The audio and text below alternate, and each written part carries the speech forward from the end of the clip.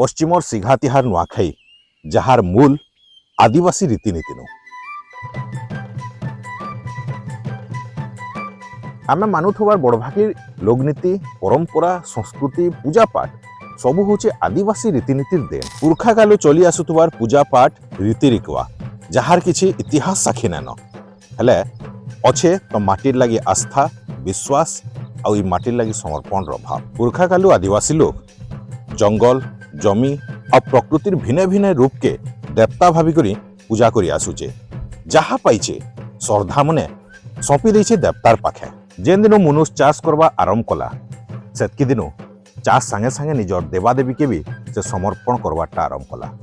जेन दिनो मनुष्य जेन माटिर लगी धान पाला निजे खाबार आगरू माट के जुहार कला दे देवता के चढ़ाला ये परंपरा 14 शताब्दी समया बेल के पाटना राजा रमाई देव कर समयानु नुआखाई ना पाला पारंपरिक नुआखाई धीरे धीरे एतकी बढ़ला एड़े बड़ तिहार हला जे पश्चिम अंचल के छाड़ी करी यहाँ देश विदेश चर्चा अच्छे।